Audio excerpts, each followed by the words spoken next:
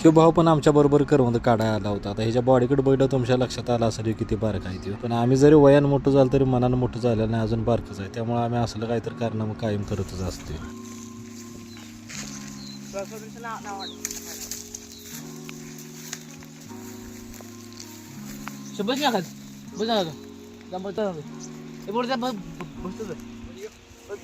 करवंद काढता काढता पोरासनी तर कशा तर गुहा दिसले. ह्यात कोल्हं राहतं का लांडगं राहतं आम्हाला काय माहीत नाही, कारण आम्ही या गुहेजवळ जाऊन वाकून बघितलं तर आत कोणच नव्हतं. पण अंदाज ह्यात कोल्हा राहत असणार असं आम्हाला वाटते.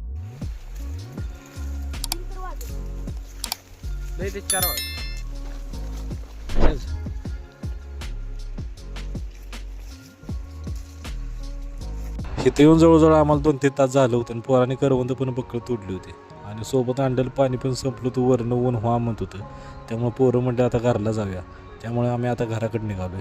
घरला तर जायला निघालोय, पण डोंगरावरून गाड्या उतरतानाच आमची कसरत झाली होती. आता परत वर चढवायच्या म्हणजे नवी कसरत होती आणि वाट पण नव्हती, त्यामुळे गाड्याचा कशा चढवायची हे प्रश्न पडला होता. आणि त्यात हे सगळे सोबत बारकी पोरं होती. एका गाडीवर तिघ जण होती. वर चढलंय मोठा लागल्या पुढून गाड्या उचलायला लागल्या, त्यामुळे बाकीचे मागचे 2 जण उतरले ते आणि ड्रायव्हर तेवढा गाडी घेऊन वर चाललाय. बघूया आता गाड्या कशा चढते ते. ह्या भावानं जमल तेवढं डोंगरावर गाडी चढवली. आता निम्मा डोंगर त्यानं पार केला होता आणि तिथनं पुढे काय त्याला गाडी जायना झाल्या, त्यामुळे आता राहिलेला डोंगर मी चढवणार आहे गाडी. बघूया आपल्याला गाडीवर चढते का काय होतंय ते. लय मोठी कसरत करून कशी बशी गाडी डोंगरावर घेऊन आली आणि डोंगरावर आम्ही कुठे गेलो तिथे तुम्हाला दाखवतो आता.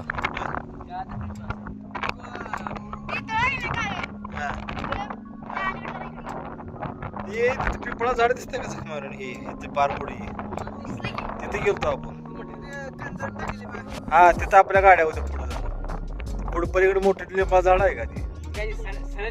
अशा पद्धतीने कसा बसा ह्यो भाऊ पण आमचा डोंगर सोडून वर आला. त्यामुळे आम्ही आता घराकडे निघालोय. धन्यवाद.